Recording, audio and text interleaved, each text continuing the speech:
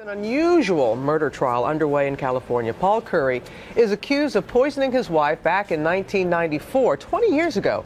It's taken prosecutors that long to make the case against him, and ABC's Cecilia Vega has that story. It is a cold case that had authorities stumped for years. But this morning, the man who police say almost got away with murder will be in a Southern California courtroom. Jury selection is underway in the trial of Paul Curry, the 57-year-old accused of poisoning his wife Linda 20 years ago, cashing in on insurance money, then moving to another state to start a new life. This is pure greed, and unfortunately it's the kind of greed that allowed somebody to kill the person he was supposed to protect. The once happy couple met while working at the San Onofre nuclear plant and lived here in the California beach town of San Clemente. But according to court records, just 9 months into their marriage, Linda started mysteriously having symptoms. A year later, she died. Eventually, forensic testing confirmed Linda, a non-smoker, had fatal levels of nicotine in her system.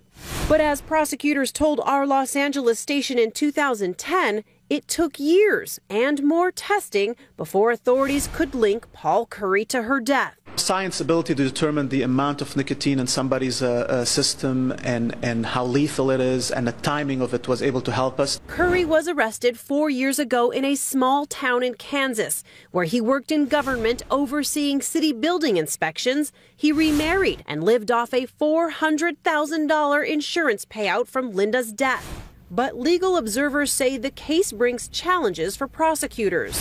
This case may have unique problems due to its age. Witnesses may have passed away, their memories may have failed. Curry has pleaded not guilty. If convicted, he faces life in prison without the possibility of parole. For Good Morning America, Cecilia Vega, ABC News, Los Angeles.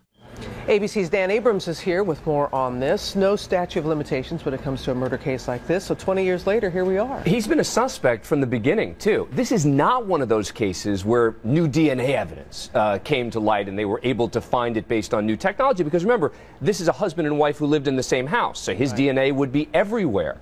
It seems that there is some sort of new technology or new testing that was done that allowed them to determine exactly how she died. But what this really comes down to me, is a reinvigorated investigation in 2007. A district attorney who decided to take a new look at this case, do some new testing in this case, and now had filed charges in 2010. And as we heard in the report, 20 years later, that's a long time. It's not going to be easy. Right, and this hasn't been easy from the beginning. Remember, they haven't been able to file charges all this time because it's been a tough case. Yet you put on top of that the fact that you have these witnesses who may have passed away, may have forgotten things, etc.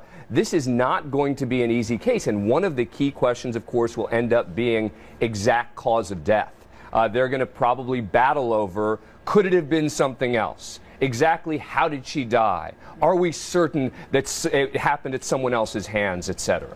So what do you think is the biggest challenge here? Well, they've got a lot of problems here on both sides of this case. But when it comes to the defense, there's a little nugget about a missing Rolex watch that she had that the authorities say he put on the insurance form that it was stolen.